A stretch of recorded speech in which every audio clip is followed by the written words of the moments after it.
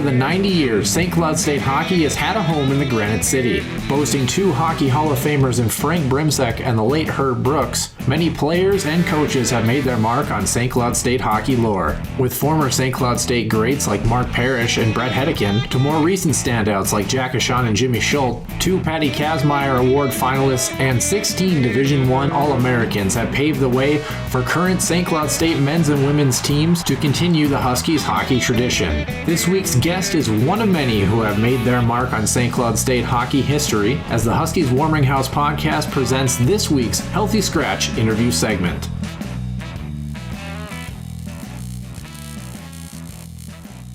Welcome to the Healthy Scratch interview segment. Joining us this week again for the second time on the show is head coach Brett Larson. Brett, thanks again for joining us on this very early Monday morning. Yeah, no problem, guys. Thanks for having me.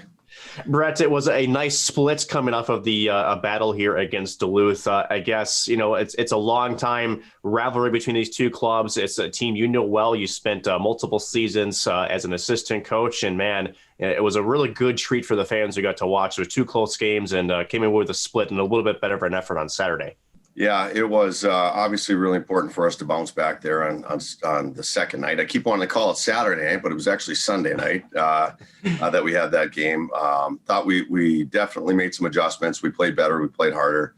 And in our mind, with the new league rules, we feel like taking 4 out of 6 points was a big accomplishment. You know, even as much as that overtime loss hurt on the first night, you still get that point. They only get 2. So instead of a 3-point swing, they're only up on you by 1. And it gives you the opportunity to come back and try to jump them again on Saturday. So every point in this league is critical. We kind of talked a little bit, and again, it was a weird weekend with that Saturday-Sunday matchup. And also we kind of mentioned it was the first time that you were back on a bigger ice sheet. Normally you would have some ebb and flow being on the Herb a little bit more. Do you think, especially that Friday night game, the fact that you went back to a big sheet plus the lack of fans in the building, did that affect the play at all, do you think? Or is it just kind of the result of Duluth being a good hockey team, or all the above? You know what? All of the above. I thought Duluth came out hard. I could tell from the first shift that they were right on top of us. They were pushing the pace. They played a really good game the first night. They were the better team 5-on-5. They just were. It was they were more detailed. They were harder. They were winning puck battles. They dictated the 5-on-5 play. They won the 5-on-5 1-0. We won the special teams game 3-2. Not very often your power play gets 3 goals in a game, but that ended up to, you know, the power play luckily was hot that night and gave us a chance. Without that, I don't know that we even get the 1 point. So the 1 point helped. Again, it doesn't give them that 3-point swing. It only gives them a 1 point swing on us when they get 2 and we get the 1, and gives you the opportunity to still play to win the weekend the next night. Brett, you know, it's good to be back in St. Cloud. You guys had a really good pod performance going 6-3, being down there in Omaha for a few weeks. How would you rate your overall play with the team from game 1 to the last game of the pod, and then coming back here to St. Cloud? You know, I thought we improved throughout the pod, which was good. I thought our best 60-minute hockey game was the last one against Denver, to be honest. It was our best performance from the drop of the puck till the final buzzer, and I thought we played detailed. We played hard. Clearly, everyone was on the same page. We had grown throughout the pod in certain areas. We won the special teams game in that game. 5-on-5, we played well. Our goaltending was really good. We really felt that there was a midpoint in the pod where, I don't want to say it was a turning point, but it was a major point of growth. It was, although the North Dakota game was different than this Duluth overtime game when Kawaguchi beat us 8 seconds in that game, we felt we played really well 5-on-5. We were we only gave up 10 shots on goal that game 5-on-5. Thought we played really well. Still had the dagger of the heart with a goal 8 seconds in, and it's hard to bounce back from that. And I think you saw a little bit of that effect the first 5 minutes of the game against Colorado College the next game. And unfortunately, we let Joey Lamoureux just hang out to dry, and poor guy didn't even get a chance to get a shot or 2 on net before the first 2-on-1. And you saw that. But I thought, again, I don't want to call it a turning point, but the ability not to let that rattle us and be able to come back in that game and then come back and play the way we did against Denver, I think that just shows that the group's maturing mentally, and they're growing, and they're better at handling the adversity that's going to hit in this league. there's going to be nights in this league where you just get punched right in the nose. You might play your best like we did against North Dakota and still lose sometimes. You got to be able to handle that. I thought the growth that way was really good. And I think we saw a little bit of that again this weekend against Duluth. We didn't deserve the win the first night. They were better, but we were still able to find our game and put ourselves in a position to win that game the next night. And that's a really important part of this league, being able to handle those things. And the team that can and does it the best and continues to push to get better, has a chance at the end. Really glad you mentioned that Colorado College game. I was going to bring that game up, and then another one in the pod that maybe people kind of just wrote off or didn't think of, and that was that 2-1, that tight loss against Western Michigan. And I know as much as it would have been nice to go 8-1 in the pod, or 7-2, do you kind of look at those two games sometimes as games that are almost important or pivotal for when you hit that late February and March stretch? You've gone through that little bit of adversity and kind of learn how to handle the ebbs and flows instead of, not that we want to go back to the season in 2018-19, but I mean, that was a team that was lights out from the get-go. And sometimes we like to talk about how sometimes, if you have a game where you play poorly, but you happen to eke out the win, if you would have against Duluth on Friday night, some of those things get swept under the rug. So do you feel that adversity is sometimes a good thing looking forward? Yeah, you're absolutely right. And it's a lot easier to sit here and talk about it on a Monday morning after a win. It does, at the time you're telling yourself that in your head, but it hurts. Losing isn't fun. But that Western Michigan game was an example of, I think the guys just gaining respect for this league and how good it is, because Western had just got pumped a couple games before. We kind of got lucky and beat them the first game. Their own guy threw the puck in the net to give us that game-winning goal late. And I think there may have been a little bit of overlooking them, which is you can't do in this league. You just can't. And the only reason I say that is because they lost their starting goalie. Their other goalie had gone in and hadn't done well for a couple games, but you knew he's a Division I goalie, and at some point he's going to find his game a little bit, and they're going to get better, which they did. And as much as we tried to prepare the team, and I think even they tried to tell themselves that it was going to be a tough game, I don't think we were locked in, and Western made us pay. They're a good hockey team. And I think it was a really good learning lesson for the respect level of anybody in this league, whether they're going through an up or a down. You better be ready to go, because if you don't play your best, you're going to get beat. And Western taught us a really good lesson that night. It was kind of interesting at that particular point too, especially when you go on social media. There was a real clamor at that point because the power play wasn't exactly clicking at that particular time and looked a little bit, for lack of a better term, discombobulated. Obviously, you bury 4 this weekend on the power play against Duluth, and had a pretty good stretch at the tail end of the pod. What's working for the power play right now? You kind of mentioned to us a little bit that the power play almost got lucky a little bit and kept you in the game on Friday. Is that still a culmination of a power play group that's starting to get better? Or, is there still some more tweaking that you would like to see out of this group? Yeah, I didn't mean that the power play got lucky. I meant we as a team were lucky that they were good because without them being good that night, we didn't have a chance. I thought they executed really well. Obviously, we've moved Yeti Metnin up to that first group. And since he's been there, he's been kind of a shot in the arm. It was just a little bit different look, gave it a little bit of fresh life, and I think they've been pretty good from there. Now, in all honesty, it's a little easier to execute power play on the big sheet. There's more room. It's harder for the kill to be. It's harder for them to be real aggressive, because if you get running out of position on the big sheet and you make a good pass, you usually have a good opportunity. So. I think for us, yes, we're happy that it's trending in the right direction, which it has since Denver. But we're going back to typically one of the best penalty kill teams in the country on a small sheet this weekend, and we're going to need to execute at a higher level. Speaking of that, Brett, when you're facing a team essentially 4 consecutive times in a row, and obviously you're changing sizes of the ice sheet, and certainly this will benefit, I would think, Duluth's game to execute the way that they want to. How do you approach this with your players and as a coach that, you're going to see the same team with the same structure, but, that's going to almost, with the dimensions of the ice sheet, it's going to force you to make decisions quicker. You're going to have to take care of the puck a little bit better. What sort of approach are you going into this upcoming weekend against Duluth? Well, typically what we'll do is try to get into some small area game situations on our sheet, where what we essentially do is try to shrink it here, put the guys in a tight, small areas, really congested, having to make those plays in those small area games. and get ready for that, where your body's just, and your mind, I guess, is just ready to make those quick decisions. So we will shrink the sheet here. We'll get into some small area stuff. We'll try to just get them mentally prepped to face that type of pressure, that type of stick pressure, that type of feeling that everything's contested. And then when you get into that rink, it doesn't feel so much different. We're always prepared that way. We don't like it to put it too much in the players' minds, though, to be honest, because at the end of the day, usually after the first period or so, it just, your body does get used to it. Your mind does get used to it, and you're just playing hockey.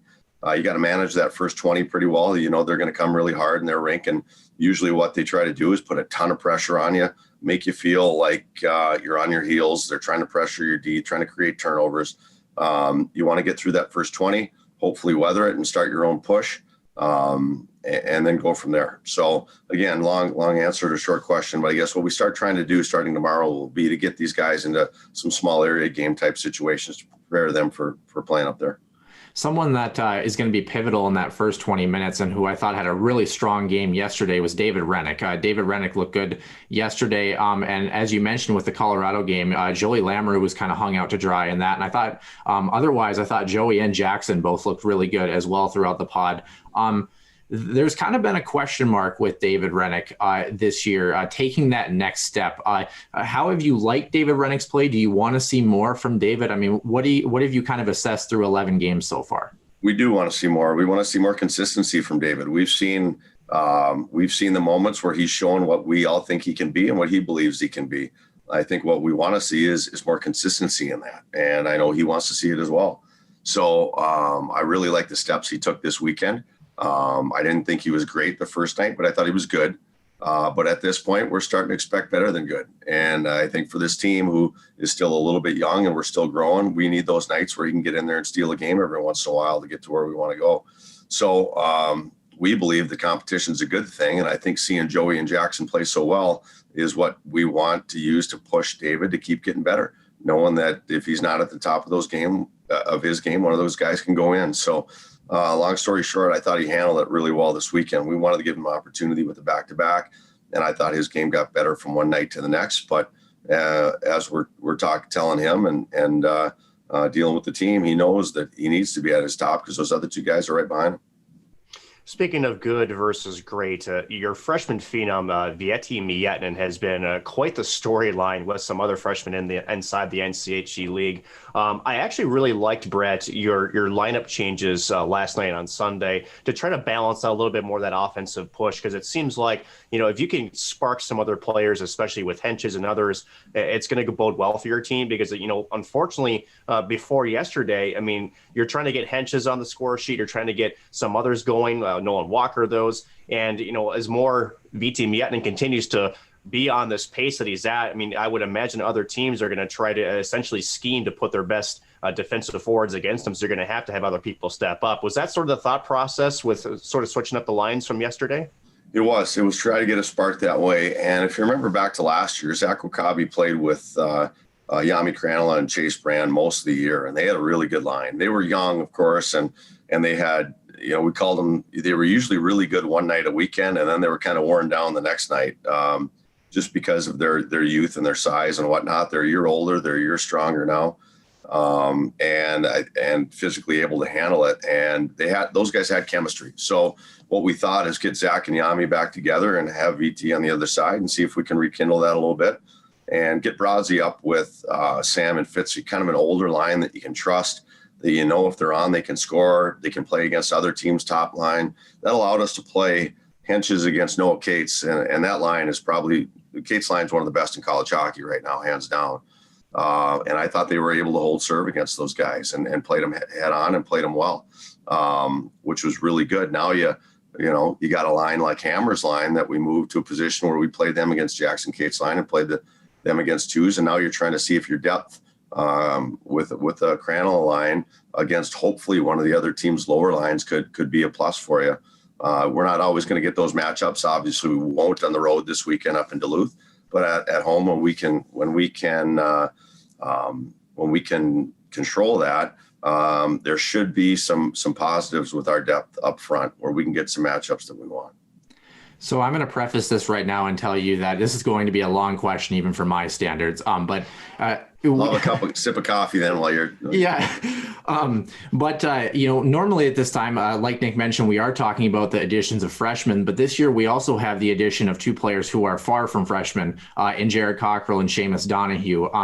And correct me if I'm wrong, but with the eligibility rules and them kind of being in, their fourth, fifth year, essentially, if you will, I believe that they would be eligible next year to play, if I'm not mistaken, one of the few players in history that could play 6 full seasons in the NCAA should they choose. With guys like that, David Rennick, Easton Bronzinski in their senior years, if they can take the credit load, and this is a premature question, do you anticipate any of those guys being back in the lineup next year in a Huskies uniform? It's really hard to tell just from a standpoint of pro hockey, right? Like, if those guys have opportunities, they've got their degree, do they decide to stay and play another year, do they decide to sign a pro contract and go? Those are discussions that we've told the guys, let's wait, let's have them at the end of the season, get a really good feel. Obviously, we're really happy with those guys. I mean, all of them that you mentioned. I mean, don't forget about Fitzy and Hammer and those guys too, so it's going to be a really, really unique situation when it comes to who's going to stay and who's going to decide to move on. Oh, there's what I was telling you guys about earlier. Hold on one second. For those who aren't watching the video feed, Brett Larson has a very sensitive or time-sensitive light that keeps him on the move. This is our coach's office. I'll show you real quick. This is where the coaches change in here before practice and whatnot in the Herb. And this is where I slept for about a month when I first got the job, when I was basically commuting. We were trying to sell our house up in Duluth, and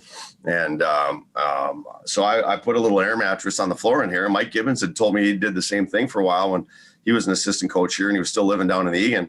But he didn't tell me that he didn't do it in this room. He did it in our players' lounge. I thought he meant this room. Anyway, this light in here literally is time sensitive when it goes off, and I literally couldn't scratch my nose without that thing going on in the middle of the night. Felt like it would, anytime I'd move at all, that light would pop on. Well, it's funny, the coaching world's so small. I was telling somebody about it out on the road when I was out recruiting, and they said, hey, we did the same thing at our office. And what we figured out is you just got to put some tape over that sensor, and the light will stay off at night. So anyway, that's a long story about the light here in the coach's room. I love it. You've got the master of disaster at X's and O's, but the light is tripping him up in the coach's office. Yeah. Couldn't sleep. Brett, I want to ask you, because you mentioned Will Hammer. He's a guy that, to me, it kind of flies under the radar. And it's because during the pod, I saw you put his line out in some key, especially face-off situations, whether it's offensive, defensively. How important has Will Hammer been for you in terms of controlling, I guess, puck possession and key times throughout the games? Huge. I mean, I think it's a huge key to our success. That line, you can trust him in multiple situations. Will's great on face-offs. They're compete level every night. Whether I want to play him against another team's fours, or, you know what, I just trust him on a D-zone face-off against another team's 1 or 2. It's such a valuable part of our success so far. Right now, he and Jared Cockrell and Kyler Kupka have really gelled and really turned into a line that, they're fourth sometimes on that depth chart, but that's not how they're ordered. There's really not on this team a fourth line right now. It's just 4 different lines that kind of have different roles, but that line has been really valuable to our team this year. You kind of talk about players too that shuffle in and out of the lineup, and apologies if I get this name wrong because I haven't seen it that much. I believe it's Joey Molinar is the correct pronunciation. Molinar. And him and Thomas Rocco have kind of switched in and out as well.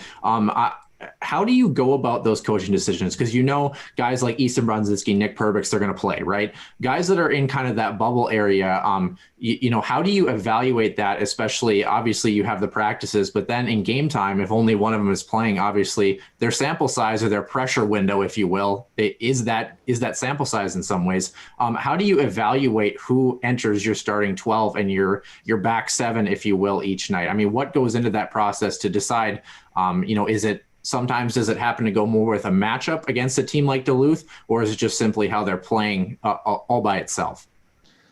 Yeah, probably a lot of it. I can tell you it's the hardest part of coaching for sure, because they're all really good kids. They all work so hard every week. They've dreamed of playing at this level their whole life. And when they're not in the lineup, and I've been there as a college player, I've been in and out of the lineup. It's tough. It's really tough. You just, man, it's one of the hardest things to go through as a player. So you don't take those decisions lightly.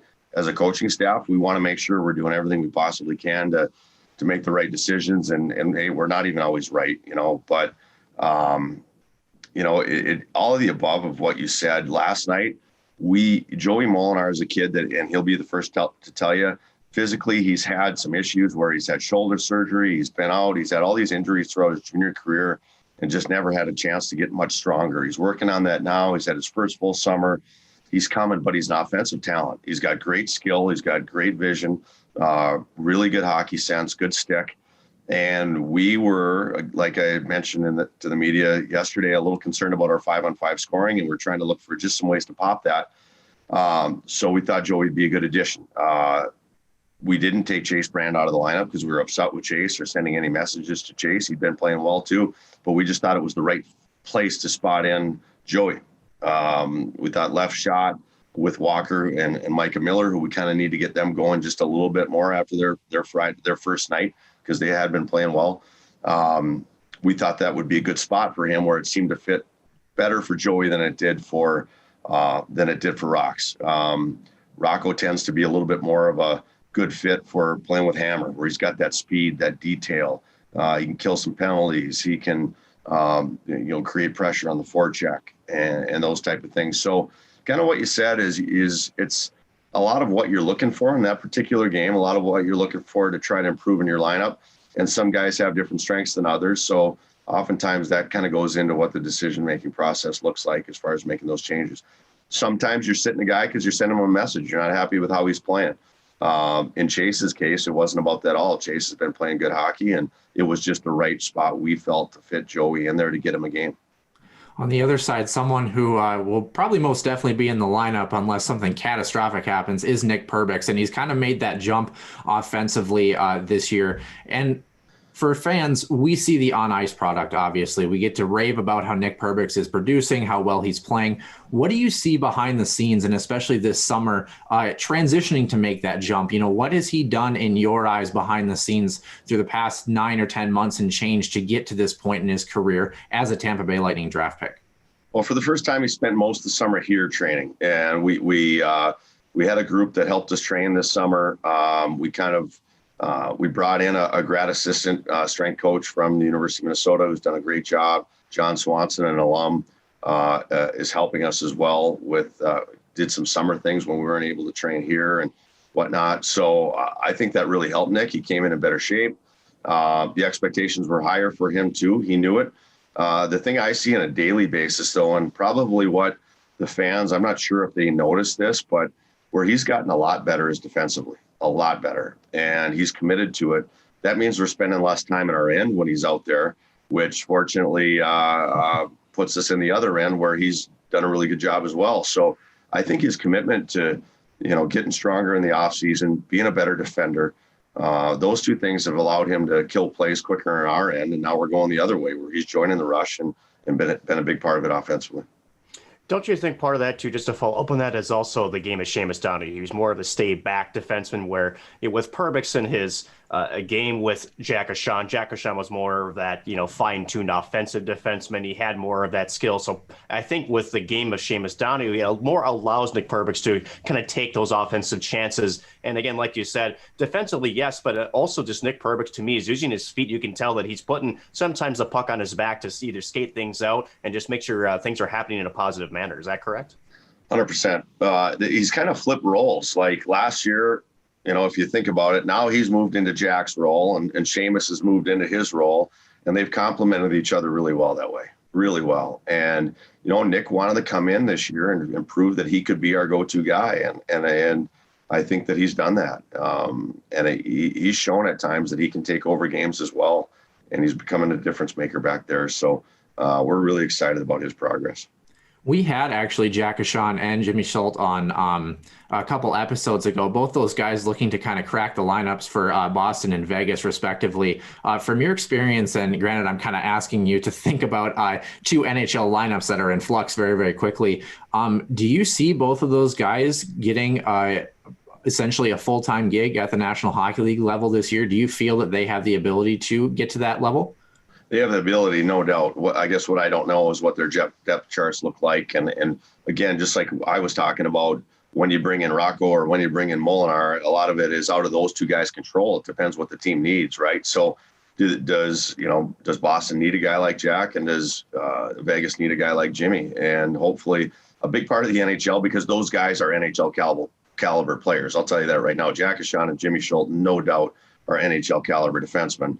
A lot of making that league for guys is right time, right spot, being in a place where they really need a player like you. And hopefully that'll work out for those guys. I know long-term it will, because they're too good of players. They're too good of people, two of the best I've been around. And I'm excited for them. And as long as they stick with it, I think both of them have the ability to make it.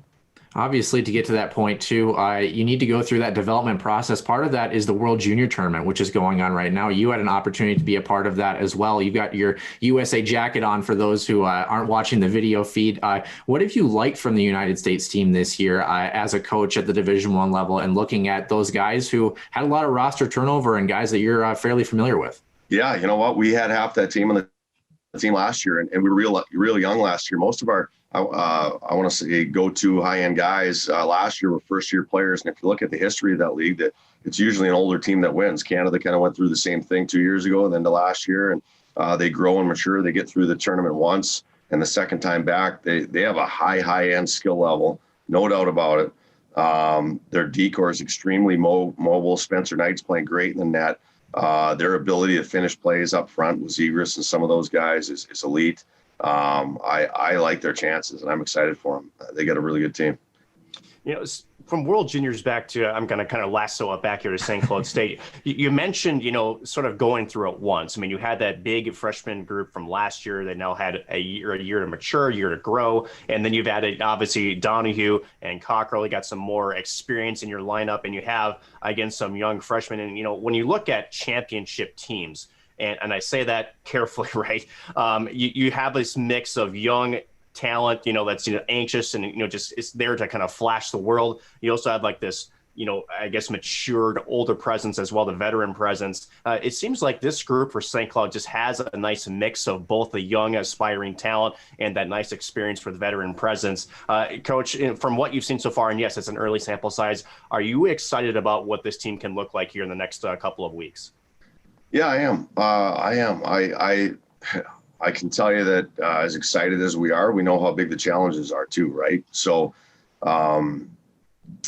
you kind of go week by week, but some of the things that we did, bringing in Cockrell and Donahue, we really like it. What you just said is what we wanted. We wanted to get older quicker. We wanted to get more mature quicker, and those two guys both wore letters where they played. They were really respected character kids that we thought could help this younger group grow, be a good mix with the guys we already had coming back. So yes, there are a lot of positives.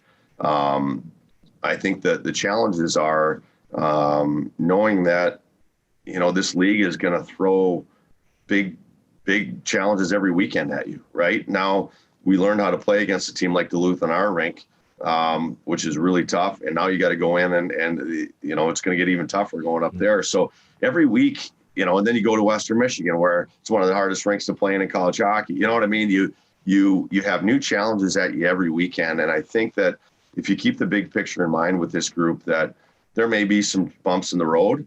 Those bumps in the road, I think Noah said it earlier. I can tell you personally, never been part of a championship team where you didn't have those bumps.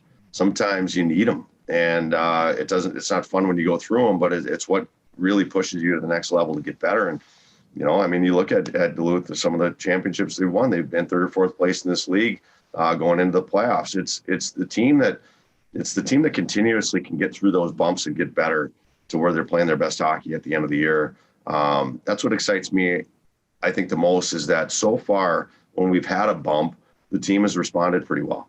And if we can keep that up, that gives us a really good chance going down the stretch. It's interesting. We're back at that point where we can mention things are week to week, because back in the pod, you were essentially day to day, kind of just making sure you were rested and ready to go. My question for you is, did you have any actual downtime as a coach in the pod, getting a chance to kind of rest and recuperate? You're shaking your head no at me. And then I guess my overall question is, after the pod was over and you got back home to St. Cloud and to home, how many days did you sleep before you were finally able to actually get out during the Christmas holidays? And what'd you do over Christmas? You know what? The pod was really a grind, and it was a fun grind, though. It was like hockey all the time, 24/7. It was a pro schedule. But for the coaching staff, it's interesting. The players had some downtime for sure, and we tried to manage that. We tried to keep them active and doing some things. We stayed at a great hotel. The people treated us awesome. It was only a few blocks from the rink, so you could walk back and forth to the other games when you had downtime or get outside, which was nice. But as a coach, you're playing for preparing for 3 different teams a week. Heck, we feel busy around here. We're preparing for 1 on a weekend. So it was a lot of late nights, a lot of work together with the staff, which I think was great. Really enjoyed it. But by the end, I'm not going to lie to you, I was tired. I was feeling it. And we got home at about 3 a.m., whatever that day was, the 22nd, I believe. So I didn't get to bed till about 4:30.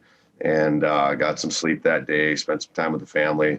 I felt like a zombie till Christmas Eve, I think. But, it was great. Spent some time with the kids, which was awesome. I really just had some downtime. Christmas was quiet, obviously, with all of us going through this pandemic. We had my wife's mom and her husband come down, and that was it. Real quiet Christmas. But you know what? When you got kids that are 11 and 7, for me as a parent, that's the funnest time of the year to see how excited they are and seeing, obviously, well, the funny thing, of course, they're up at like 5:30 a.m. on Christmas morning because they know Santa came. So no sleep that morning, but it was great. Enjoyed some downtime, really just kind of shut her down for 5 or 6 days and enjoyed that rest and really felt refreshed coming back. It was great to get back on the 26th and get going again with the guys on the 27th. I know, again, thank you for joining us early on a Monday morning. And this might be kind of a goofy question here, but as you know, for me personally, I've had some ill-advised ones in my time with you. But I kind of wanted to ask this because, this morning you're with us. This evening you're with Jim Erickson in the Brett Larson Show. You've got your own show named after you. You've got a Wikipedia page. I think that's so funny whenever I hear it. Even my son's like, "Dad, what a joke! I can't believe they have a show named after you." But yeah, it's kind of funny whenever I hear that. It's straight to the point, I would say. And I know we kind of touched on this way back in episode number 12, but I want to ask it again.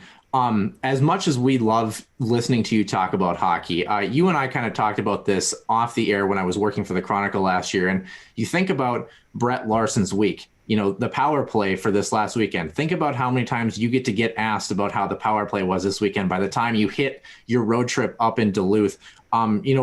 Are there ever times where sometimes you just wish us media guys would just let you have your day off on your Monday and then you can just kind of get ready to just focus on hockey for a week? Do you ever just want to do that?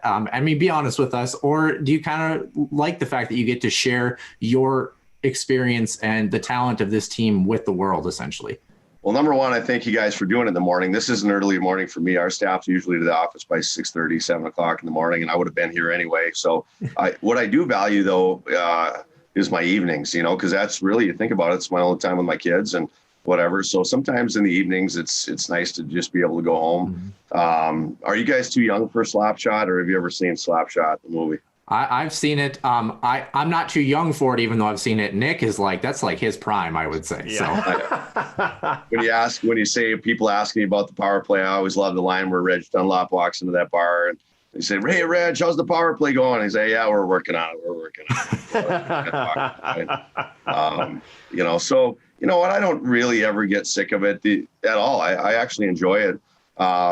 It's just, I don't think, and don't say this to pump our own tires or anything. It's the same way anywhere in college hockey, but it's, I don't know that people know how much work the staff, especially the assistant coaches, put into this. This year a little different with the recruiting ban during the pandemic, but these guys are, they're hitting the road, then they're back, then they're preparing the team, then they're gone to Canada, and then they're back, then they're running to Finland, then they're back, then they're working on, the amount of work that goes into this, especially I would say on the assistant coaches end, because they have so many balls to juggle.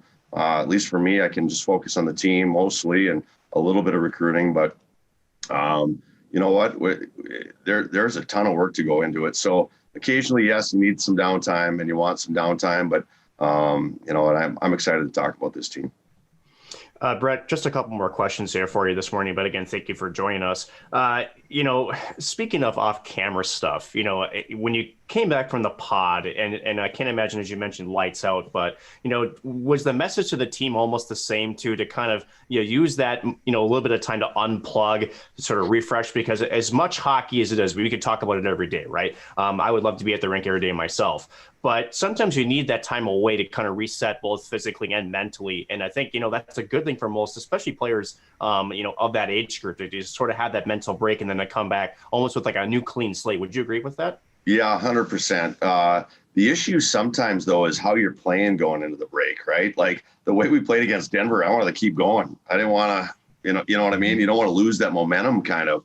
But I did know that mentally they needed it, and we let the guys go home. Obviously, unfortunate with the pandemic, the international guys couldn't. You know, we think family time is really important for these guys, and normally I'd want them all going home for a week and unplugging and just enjoying their family and friends and whatnot. But this year was good because some of the Minnesota guys took those guys in and were able to have them into their houses for a home cooked meal. And you forget sometimes that these guys are just kids, and you know, if they're sitting here for a week, you know, they're probably eating, you know, noodles over Christmas that they're throwing in the microwave or something. But, you know, it was nice for them to get out and have a nice Christmas meal and spend some time with some of the families of the guys that live here in Minnesota. I've only got two more questions for you, Brett. And like Nick said, once again, thank you for joining us. My first one, I'm curious to see if you give me a hockey answer or not on this one. You know, we love all the guys. We love to see the growth of this hockey team as a collective group. But is there one or two players on this roster for St. Cloud this year that have kind of, I don't want to say stood out, but kind of have made more of a jump or more of an impact or really developed their game in a way that I don't want to say surprised you, but you were hoping for and they gave you more than even you hoped for? Well, one guy that comes to mind is Brendan Bushy right now. You know what? He has moved into a role where he's really defending well. He's making the first pass well. I think he's understanding how he needs to play. We trust him out there. He's a guy that's really stepped up into that area. And, you know, I could talk about the guys that are off to hot starts and all that and whatnot, but another guy would be Spencer Meyer, his ability to lead. And it's not easy as a first-year captain, as a junior, to feel that pressure of leading and trying to keep improving your game at the same time. But I think that he's done a really good job of those things. He's carried so much respect in the room. Early in the year, I think he was trying to find his game a little bit. You know, as a captain, sometimes you feel like if you screw up or make a mistake, everyone's looking at you. The captain's not supposed to screw up. There's an added pressure there a little bit. I think he's learning day to day how to deal with those things a little bit. And I think he's handling the role of captain and leadership and starting to show that his game is improving in the right direction as well at the same time. So that's something that behind the scenes, I think maybe a lot of people don't think about as well. But when you're named captain for the first time, there is an added sense of responsibility and pressure that sometimes can, oh, there's that light again. Hold on, guys. All right. Sorry about that. No worries. And I think, long story short, Spence is doing a nice job of that, and he's starting to show that he can handle both his role on the ice and his role as a leadership in the locker room and off the ice. Love to hear those underlying storylines. And my last question before I kick it over to Nick, I guess, correct me if I'm wrong, but Miami is really the only group that you really haven't seen extensively in person as far as like gameplay against them. Are there teams when you came away from that pod and then after you faced Duluth, we knew Duluth was going to be a good team, so that wasn't much of a surprise. But, you know, I think people want to maybe say Omaha was the surprise of the pod. I mean, were you surprised by Omaha? What are some teams that you thought had a really strong pod or teams to really watch out for as you come into February and March, and then maybe a team or two that you thought maybe hasn't performed as well as you had expected? Boy, it's well, look at the league. I mean, Miami just went in and beat Western twice. You know, CC beats Denver on a Friday night, and Denver comes back and beats them 6-1 the next night. This league is, you know, I know it sounds cliche-ish, and I know it sounds like I'm dodging the question, but there's nobody that's not good. Like, it just isn't. And I can't tell you. It's the old saying: you don't play your best in this league, you're going to get beat. Most likely, if you don't show up with your A game, you're not going to win. And even sometimes when you do show up with your A game, you're going to lose. So it was the issue when they put this league together. The one concern maybe was that we were all going to beat each other up so much during the year, and it was so tough. Would that hurt us in the postseason? Obviously, it hasn't. This league's had great success in the postseason, but it's man, I can't think of a team that you're thinking, man, they're going to be easy to play against this year. There isn't one. I just wanted to make you work mentally. I guess maybe to finish on a note where I can give you a question that I can throw you a bone here. Speaking of postseason, how about post regulation? 1-2 in overtime for this men's hockey team. Didn't really have the showing, I think, on Friday in the extra session that you were hoping for. What changes in that 3-on-3 format, especially this year, jumping right in from 5-on-5 to 3-on-3 play? What do you like from your group in the extra session, and what would you like to see improved moving forward? Well, we certainly got to get it a lot better. I mean, obviously, we haven't played much of it. I mean, we got scored on 8 seconds into the first overtime and two minutes into this one. And obviously we had a power play against CC and scored on that power play early 4-on-3. You know what? It's something to get used to for sure. I like our speed. I like our talent on the 3-on-3. I think it's something that should be a positive for us as we get going here and as we get used to it a little bit. You know what? Great players make great plays on 3. It's usually the difference maker that's going to come through in 3-on-3. And you look at the play Noah Cates made the other night for that goal was high end. And I've got a lot of respect for him as a player. I think he's one of the best in the league and probably in the country. And Kawaguchi almost made the exact same move and play against us the first night. Those are a lot of times it's individual efforts that win games in that 3-on-3. I love the 3-on-3 from a fan perspective and excitement perspective. It is hard,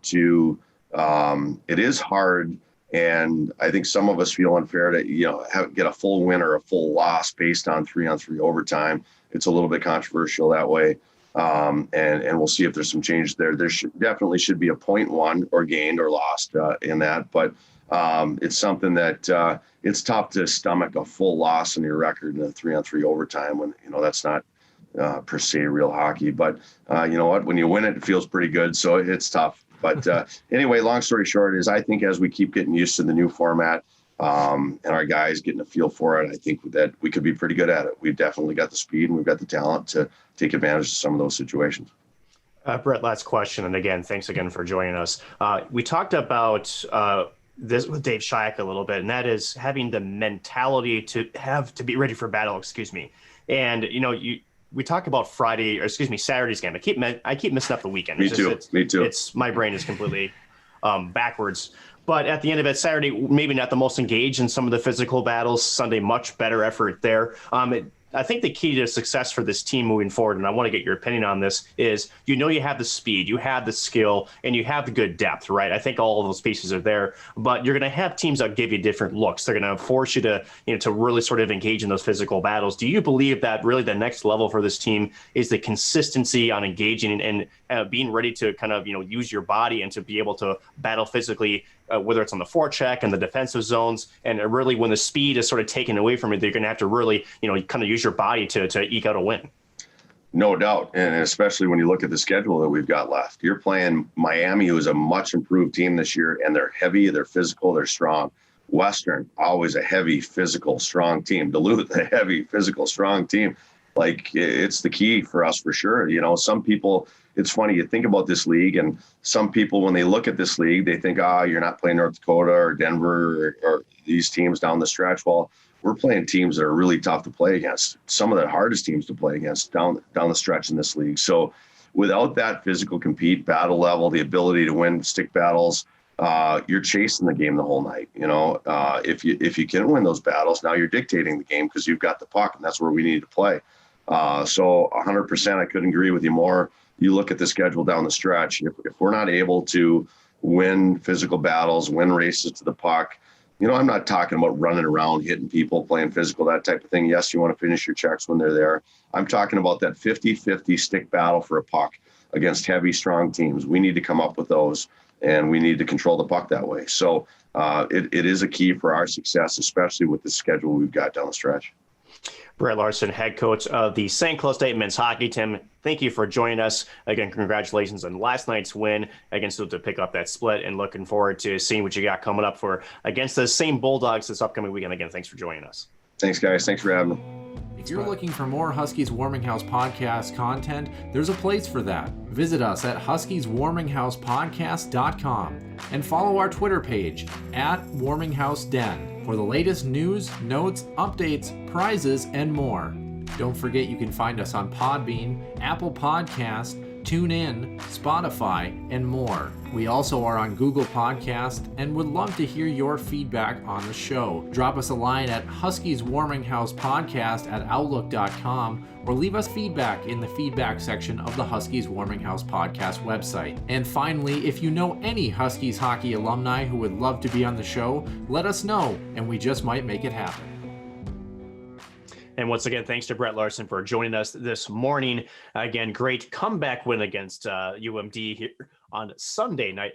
Noah, it's so funny during the interview week. I think I said Friday or Saturday. I don't know, can't even tell you how many times, but it's just so ingrained in our brains that Friday, Saturday, it's college hockey. But unfortunately, with the pandemic, a couple of things different so far this season. Hopefully to keep the schedule as is, if you want to say, going forward. But go up to Duluth next week and do the men's team to finish off, I guess, 4 straight games against the Bulldogs. And then, of course, women's hockey, a good big early test here for the second half of the season. They go to Ritter Arena, downtown Minneapolis, dinky town, to face University of Minnesota Golden Gophers. That's going to be, I guess, a good rise to the occasion, I would think, kind of matchup, Noah. And surprisingly, so the record may not show it. And now we talked about this off the air.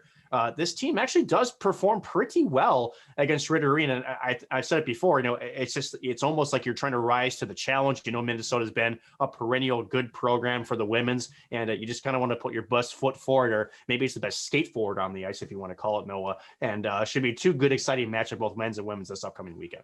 Yeah, women's hockey, I think, might benefit a little bit from that smaller ice sheet against a team like the Gophers. I think that St. Cloud has gotten a lot faster as far as the women's side is concerned, but they're the Gophers. That's just what it is. Them and Wisconsin, and even I would throw Duluth in that argument this year, and potentially Ohio State if they can get their top line rolling once again. Those are teams that their speed and their high end, top heavy talent is just good, and you have to be prepared for that. But I think St. Cloud has always responded well in that arena. And don't forget, it is a home and home. January 9th, they are at Ritter Arena, and January 10th, they are back at the Herb. So we might see a really varying styles of play between those two games, and excited to see that. And we're going to get an absolute grudge match up in Duluth, like you mentioned, 3 and 4 games against the same opponent, and a smaller ice surface to boot, in a series that was arguably tight knit even on an Olympic sheet. It should be a very, very, very good test. Once again, like you mentioned, thank you to Brett Larson for hanging out with us. It's always kind of funny. I know we talked in our best of 2020 about some of our favorite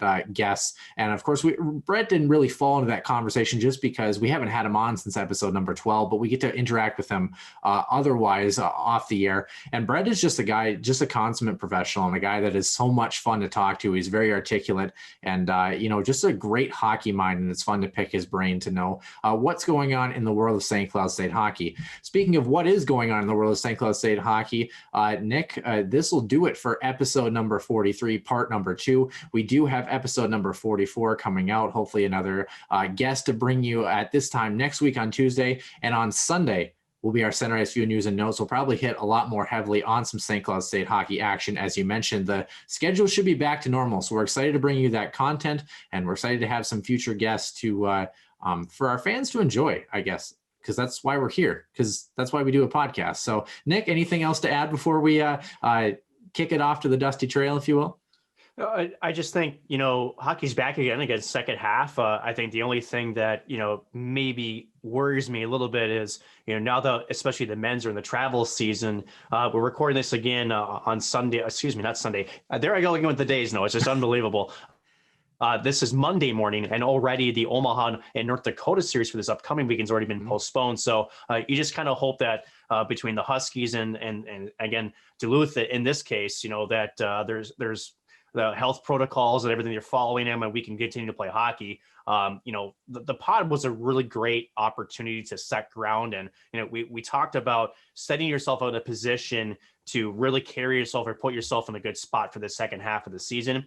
It's even more important now, as you again, we saw left and right, especially outside the NCHC, that the schedule has to have been tweaked. So there's going to be some postponements, maybe some reschedules. And at some point, you're not going to be able to reschedule games anymore. You're just going to have to kind of drop them out. So the more that the Huskies can pick up in terms of points, and I think more importantly, points percentage wise, they'll be setting themselves up with a good foot here, hopefully coming in March, where the rumor is, at least as far as we know, Noah, that the NCHC is considering a bubble for the playoffs. And yet to be determined when and where, if that does happen. We'll certainly keep our thumb on the trigger with Josh Fenton, again, the NCHC commissioner, to see if indeed that is a plan that he's going to fall through on. So excited to have Husky hockey back, and both men's and women's, and hopefully we can have a good start to 2021, because 2020 is bye-bye.